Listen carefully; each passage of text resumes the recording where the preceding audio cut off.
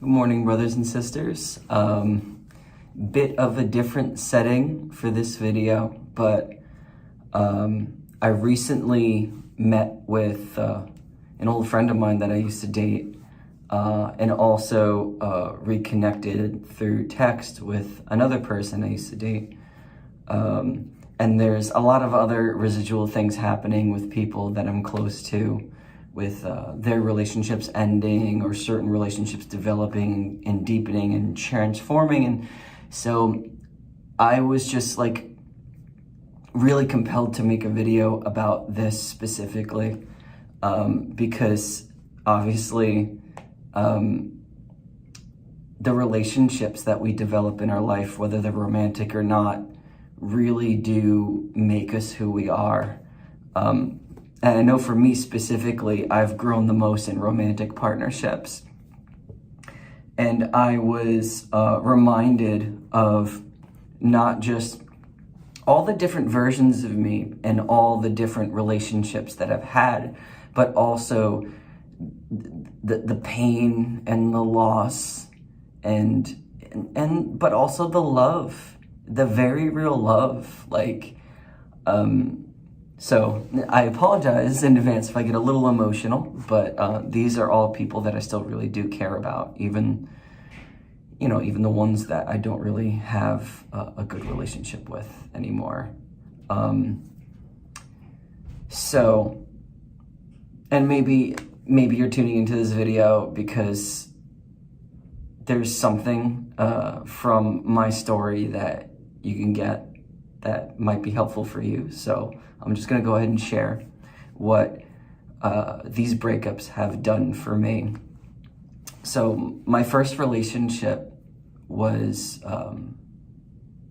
back in 2008. I was 17, and I literally never experienced anything like this before. Obviously, your first relationship is always your most intense. I definitely got really carried away with it.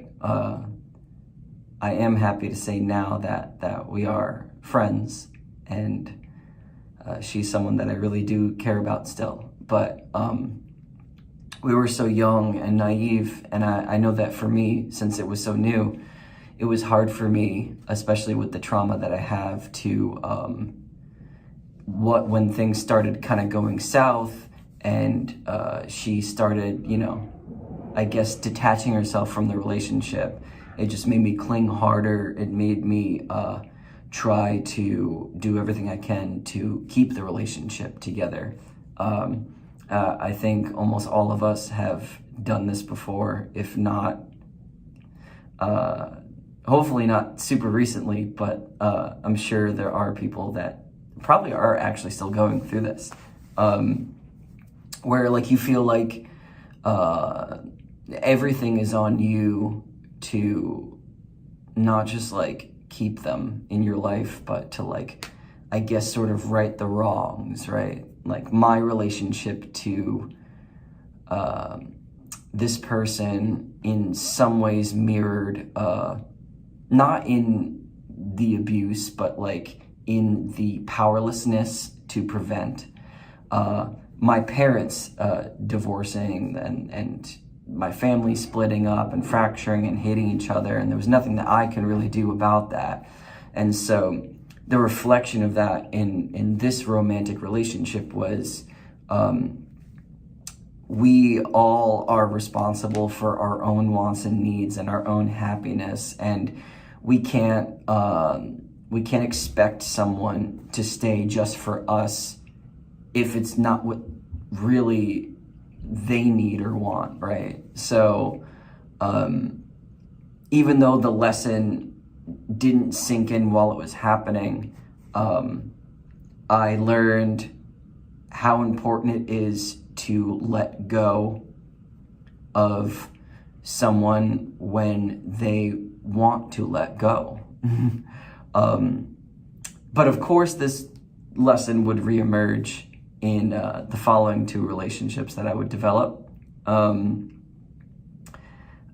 next relationship that I had was in 2010, and this was someone that I resonated on an even deeper level than my first, which is interesting. Each relationship kind of hit even closer to home than the previous one. So this kind of like this cool, like ascending, but like also more challenging aspects to these relationships.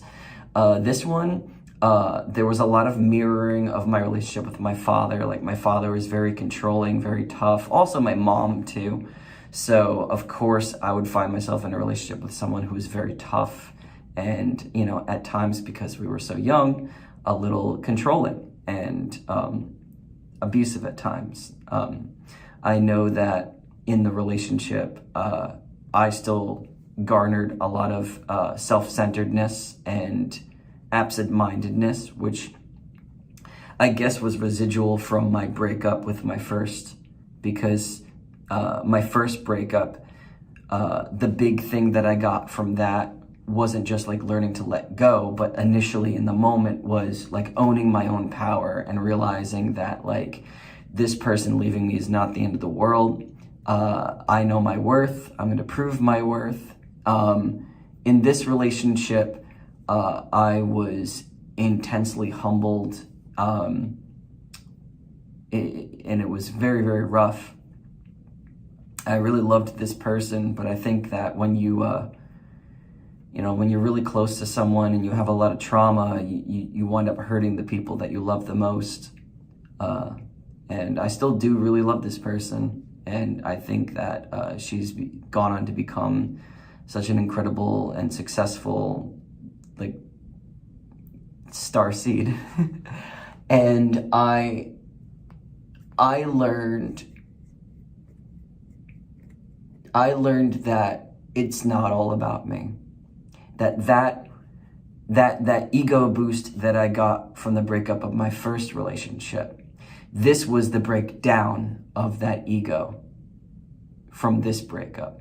That just like before, when I tried to maintain the relationship and do everything I can to keep it together, coming out of that one, I realized my self-worth, and it kind of like took off in a very extreme direction. This did the opposite for me. It kind of broke me down and made me realize that, like, in relationship, I can't really fully put myself first. And so there was a lot of like, of a balancing act of trying to like figure out, okay, the end of my first relationship brought me to this like height of self-awareness. And now this second relationship coming to an end has brought me to like one of the lowest points that I've ever been at, and had me like stepping outside of myself in a way, which really queued me up for my third relationship in 2014 with someone who was very similar, but even more intense. And the intensity was not just heightened in like love and connection, but was also very heightened in control and dominance and this like weird competitive nature for spotlight within the relationship, which when you have two people with trauma that, you know, might be working on it but still haven't really figured out like a good balance, there's a lot of, you know, projection. And there was a lot of what had happened in the previous relationship, like some arguments and even some physical stuff. It was so much harder to deal with in this relationship because not only did I love this person, but like I found myself again being confronted with the dynamic that I had with my father in this romantic partnership. And I wanted everything to just work out, you know? I wanted everything to be okay. And the way that you do that as like, I guess, a more empathetic, giving person is you bend over backwards as far as you possibly can without splitting in two. And to be completely honest, that's not healthy if you're the only one that's really doing that.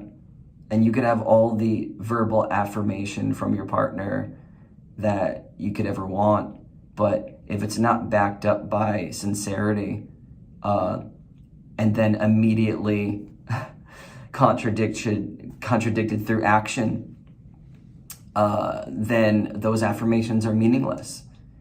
But when you're in a really bad place and you don't want to give up on this love that you're cultivating with a person, it's really hard to walk away from it.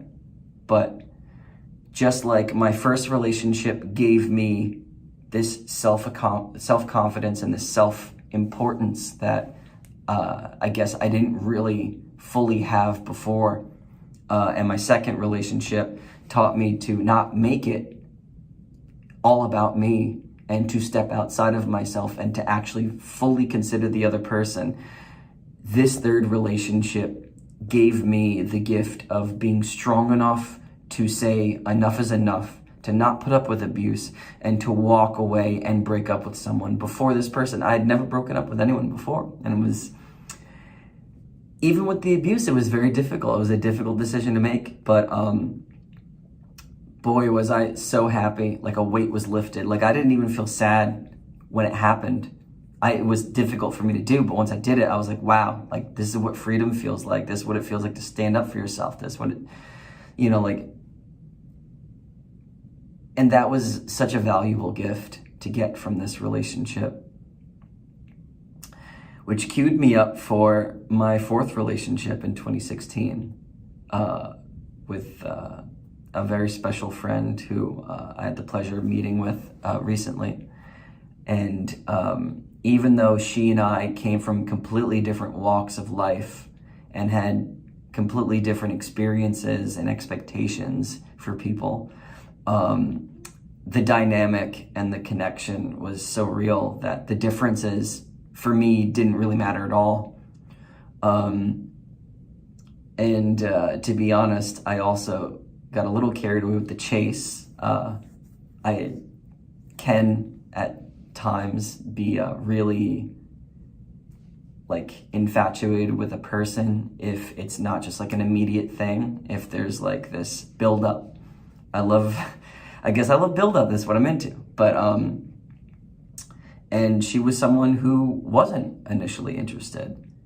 And I put so much energy and time into developing this connection, which did come naturally, but like developing it into something romantic that eventually when it did happen, it felt so fulfilling. But with these rose-colored glasses on, I did not realize how not on the same page that we were. But because of where I was at in my spiritual practice and where I was at with my experience in relationship, I was not just open to having things my way, where it's like this traditional we date and we're in partnership, but also since she was more used to something casual at this point, to being like, okay, well, we tried my way, let's try your way. Because I still think that being in relationship in some sort of way makes sense for us, because I really enjoy our dynamic and our connection. So I was open to something casual. And then when the casual was still a little bit mismatched and off-putting, because of the strength and the power of the lesson that I learned from my prior relationship, I decided, you know what, maybe it's best that we do break it off. And, this was a little harder because there wasn't any like, there wasn't anything bad there. It was just it was too mismatched and we weren't on the same page. So when I did that in May of 2016, and she and I took a couple months to ourselves, she realized that not that she just missed the dynamic that we had, but also that the connection that we had was actually something that she was wanting, like she was wanting to be with someone who actually wants her and isn't just like like a casual friend, you know? So, and because of the nature of the relationship that we had, unlike anyone I've ever dated before, and I was at this point, up to this point, I was always like, if we break up, it's over and it's done, and that's that, you know, moving on, and that's that. And a little bit more on that later. But she was the first person I ever got back together with because it just felt like the right thing to do. And when we got back together, I immediately learned how right I was because the relationship was immediately different. The dynamic that we had was still there, but it was even stronger because now there was this romance that was not really there before, you know, like, I mean, in the earlier half of our relationship, she would do very cute things like surprising me at shows and, you know, surprising me with like gifts and stuff like that, which I always admired about this person. But in the second half, all those things held so much more weight than they did previously. And the way that she would show up is sort of what I was kind of hoping for and looking for in a relationship. And so things actually were going really well. But because, again, we come from such different walks of life and have such different expectations for what we want from a relationship, it wasn't long before we started hitting speed bumps and blockages. And even though we overcame many together, it started getting to a point where the friction was literally telling me that as much as you love this person, they're not right for you. And you know in your heart that you're not the right person for them. And sitting with that truth in late September, I knew what I had to do. And even though I had already broken up with this person before, and I had broken up with someone previously, I found it much harder this time around. Because even though there was friction, there wasn't necessarily anything wrong, really. And I loved this person. And it was very hard. Like, even after September, like, we tried to still kind of be in each other's lives and stuff like that. And it wasn't until November I realized, no, we actually need to spend time apart physically and not even talk, because there's just so much intensity between us that there's no way that we're gonna get over our relationship and move beyond it and then be able to develop like a very strong friendship without spending proper time apart.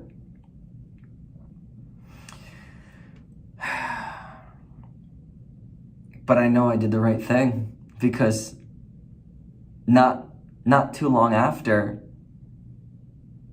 she started dating someone who, in our friend group, was literally the only person who was in our corner when we started dating. And literally the perfect match, in my opinion. And I couldn't be happier for both of them. And now they're married, and it's just beautiful. I'm so happy for them. And seeing that our relationship and it ending led to that really just gives it so much more meaning. And I think the love that I have for both of these people is just so big. I'm just so happy for them.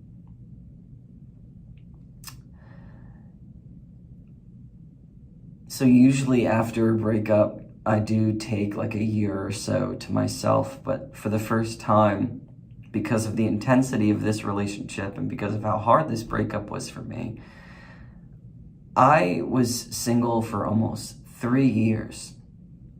until I met my next girlfriend, the last one that I had. And this one, also the reason why I decided to take so much time to myself was because I wanted to not just find another connection that was like really, like intense and beautiful, but also one that was very aligned with who I am, and not just because, oh, this person and I have good chemistry and we're attracted to each other, so that's enough. No, the end of my last relationship not only taught me how to walk away from something that I don't want to walk away from that isn't abusive to me, but also that I need to, no matter how good it feels, I need to be with someone who's more aligned with me and who I am on a soul level. And also the person that I care for needs to do the same for themselves. And I'm glad that kind of like led us both to relationships that were more aligned for us. So this final relationship, which was my longest one, and I lived with her for 3 years, and the way that we weaved together was almost supernatural. And I literally consider her still to this day like one of my best friends.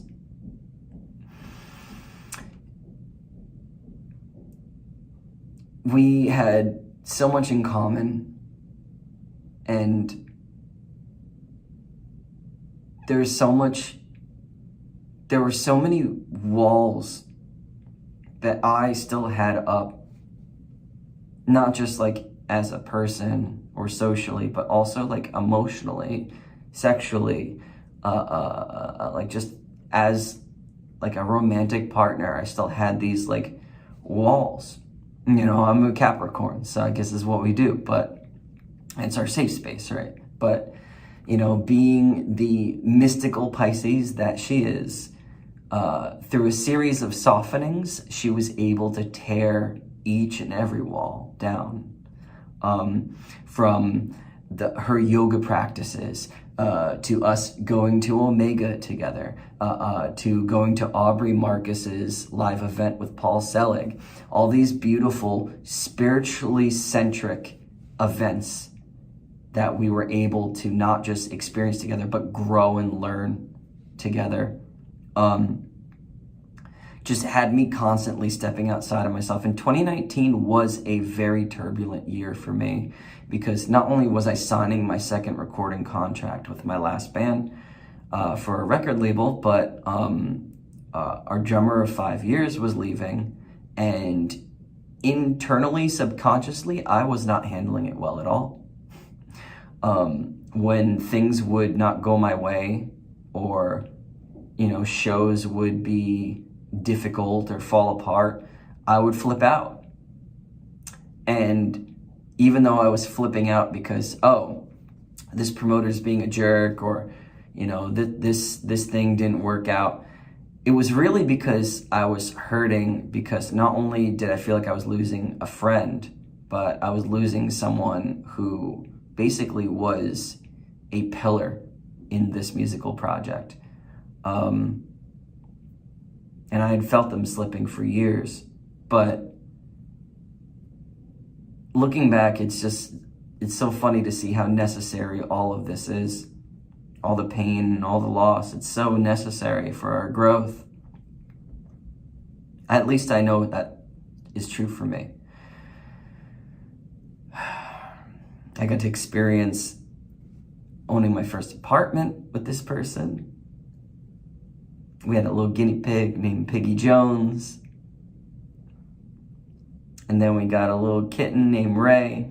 I love her so much. She's still in my life. She is my sweet little Taurus. I love her. We were so intertwined. More intertwined than I've ever been with someone before.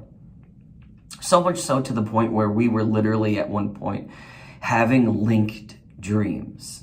And I've been doing dream work for some time now, where, I will journal my dreams. I will try to decode them and discover the meanings. What are the lessons behind them? What are the insecurities that I'm being faced with that are being physically manifested in these different realms? But never have I ever experienced having a dream with someone in the same place, and we wake up and we tell each other the same dream in the same setting, but from our own different perspectives. It was absolutely wild.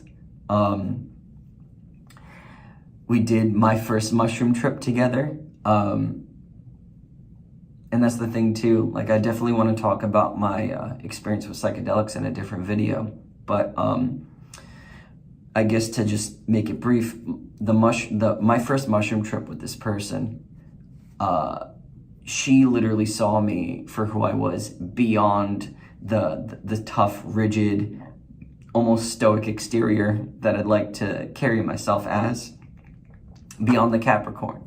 She saw the soft Pisces moon. She saw the inner child that was just really sad and had a lot of pain, and a lot of that pain, even though I had experienced it and I survived it, a lot of that pain wasn't fully processed. And her being such an intuitive empath was able to almost kind of feel and process that pain for me. Not that that would get rid of it. Obviously, I still needed to do that. And it took until this year, deep in my shadow work, for me to really fully process all that pain. But, and still doing it now. The work is never done. But this person, each of these relationships have fully transformed who I am. But this person specifically uprooted so much muck that I myself was putting myself in. All these, and this is the thing that I was mostly in relationship with Scorpio, and Scorpio challenges you to, not just kind of get with the program, but also like to have a backbone, which is really cool. I love Scorpio. Scorpio has taught me so much. But this is the beautiful thing about Pisces, is that Pisces is so emotional. And being a Capricorn, I'm so used to not embracing my emotions, like letting my emotions come out through song or through poems or whatever, like through the art that I create, not necessarily through like me fully feeling it and processing it. Like it's kind of scary. Like I never really realized how terrified I am of my feelings until I was in the depths of my shadow work this year. But this person really helped me confront that initially, and I probably wouldn't have been able to start my shadow work without being in a relationship with them for 3 years. But the mushroom trips that I went on with them, the first one was very beautiful. We felt very connected. Both of our inner childs came out. Obviously things were very visual. I got some really cool downloads. The one that stuck with me more than anything was, just because it doesn't matter doesn't mean it doesn't matter, which is beautiful, because that takes objectivity and subjectivity and kind of like flips them and like subverts them in a way, because like we subjectively think things don't matter because only certain things matter to us, but objectively, just because they don't matter to us doesn't mean they don't matter to someone else, or they don't matter in general. And I don't even know where that came from or what that was even inspired by. That literally it just came through, and I wrote it down, and then I read it, and I was like, oh my God, like almost instantly understanding what that meant. But the more I read it, the more I realized what that meant. I was like, oh my God, that's crazy. The following 3, I believe it was 3. It was at least 2. I think we had 3 mushroom trips together specifically. But so the following 2 mushroom trips that I had with her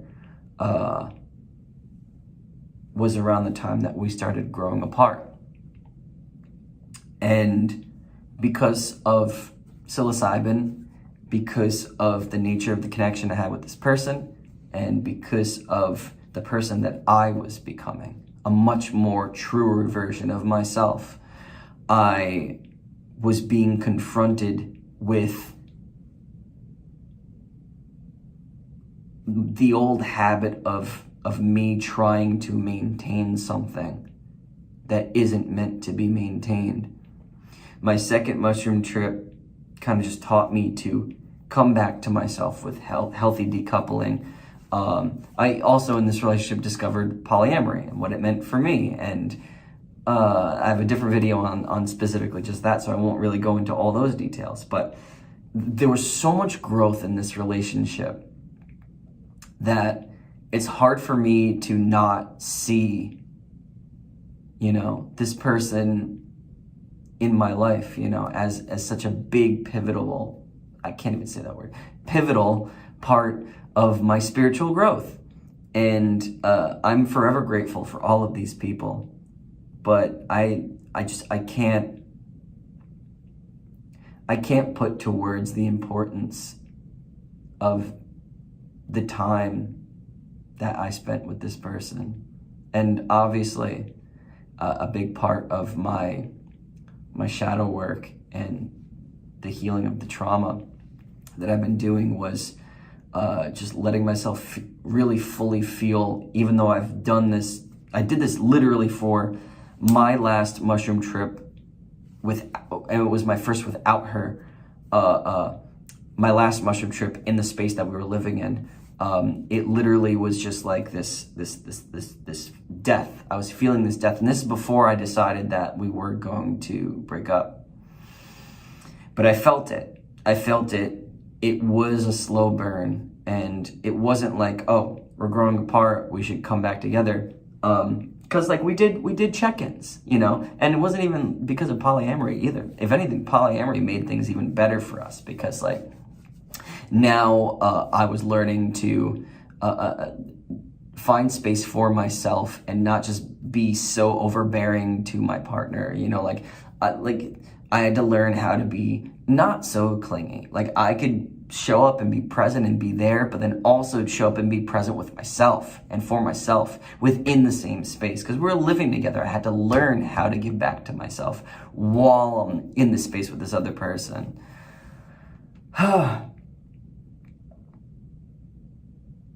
And so in early 2022, I think it was the end of March, I decided to check in with this person because it was too strong what I was feeling.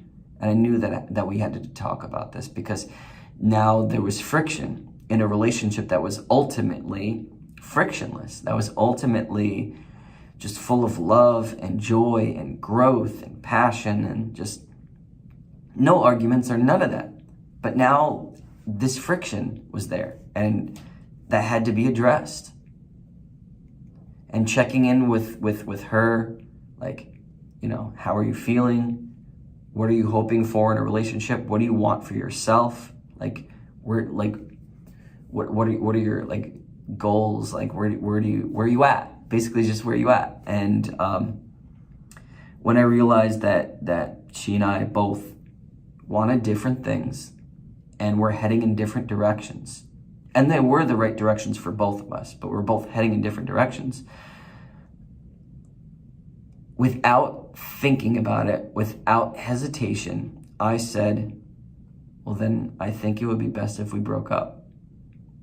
And the only reason why I said that without hesitation, without thinking about it, because I knew that if I hesitated for a second, that if I thought about it for too long, I would not have had the strength to do that at all. Doesn't matter, like the last 2 relationships, like the abusive one, I was able to leave. The one before this one, I broke up with her twice, and both those breakups were difficult, especially the last one. But this one was the hardest one, easily the hardest one. But it seemed easy because of how easy the words came out for me. But the only reason why the words came out so easy is because I was in my heart center and I felt the truth, and I just said it without, thinking of the consequence. That's the thing, is that when you dwell on the consequences, then you're like, oh, well, if I do this, there'll be no turning back. If I do this, then it'll be the end of my whole life. It literally, unlike any relationship I've ever had before, this felt like a true death of me, a true death of who I am. And I have a friend right now that's literally going through, I have a few, but like, there's one particular friend that's going through literally exactly that, like times 10. And I can't help but feel that pain because I know it.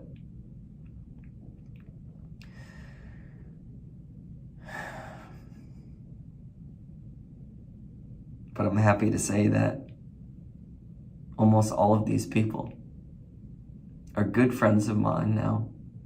They're all happily with someone who is so much more better for them, so much more their speed. Even the last person, I'd say especially the last person that I dated, the way that she's weaving with this new person, it's almost like he feels like their person, and I love him. He's a wonderful person. And that's all I could ever ask for. I love these people, and I just want them to be loved and seen and held by people that are right for them, and that are they themselves beautiful people. So I'm very lucky. I'm very lucky to have experienced this growth, this beautiful weaving. And even though the pain and the death of so many different versions of me and so many different lives, and the possibility of, like, I was engaged to the last person I dated. I almost proposed to the first person I dated. That's just the type of lover that I am. When I, even in polyamory, like when I love someone, I really, truly commit to them and I love them. And I think that, I think that's one of the things that I really got to chalk it up to polyamory and my spiritual practice, that it's really helped me not just sink into my own belief that people aren't property, but emotionally understand that people are not your property. And these people are not meant to complete me. They're not meant to be my thing. They're just meant to be beautiful people that are a part of my journey for however long they're meant to be a part of my journey. And we're meant to share experience and love and grow, and not everyone is meant to stay on our path. Hell, there's some people that I'm weaving in parallel with, even though they're not physically here. And that's fine too, because that's beautiful.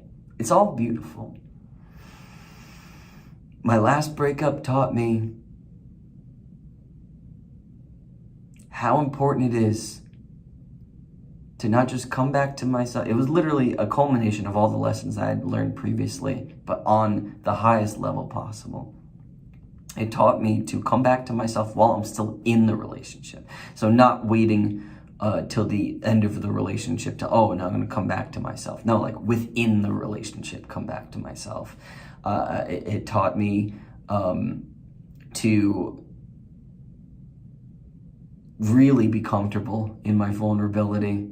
I mean, that's why I'm making this video. I would not be able to if it wasn't for the powerful, like each epiphany, each like breakthrough that I've had in this last relationship. And the funny thing too is, even though the romantic side of all of these relationships have ended, because almost all of them are still in my life, I'm still in relationship with all of them. And I get to share my love unconditionally with them. I've learned to view people that I have weaved romantically with as just other people that are beautiful, that have their own gifts, and I could love them just for that, just for the experience that we've had and for the kind of relationship that we have now. And that's all I could ask for, because it's so beautiful.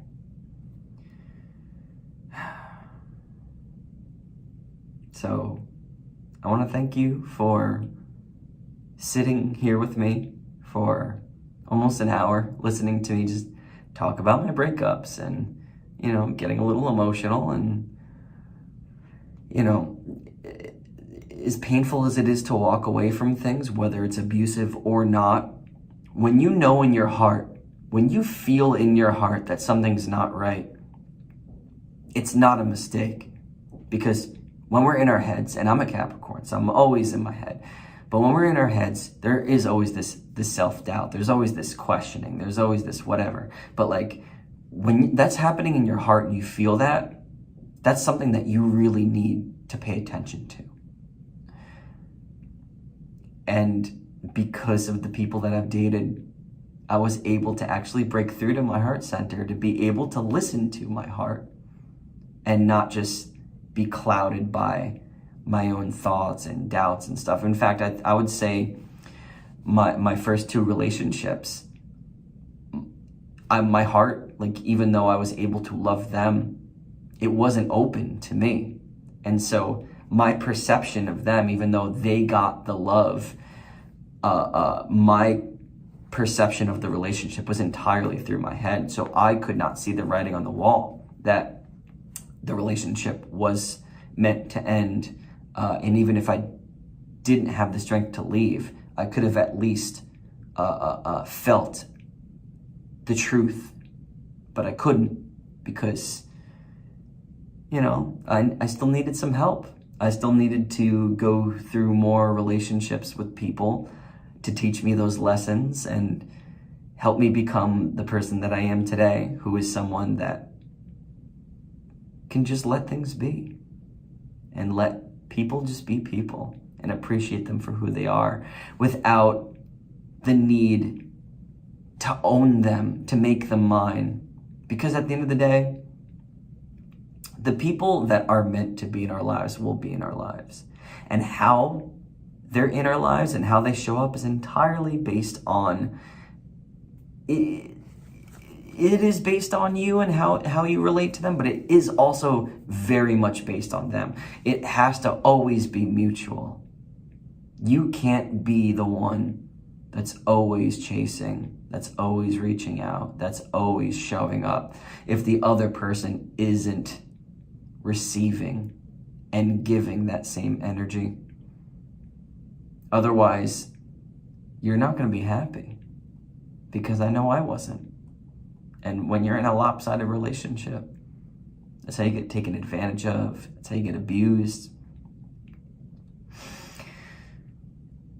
And I just hope that maybe listening to my story can help you maybe realize some things that you didn't before. And maybe you could take back a little bit more of your own power. Learn to love yourself a little more, like I have. And, let's become better romantic partners for people and for ourselves. So thank you for listening.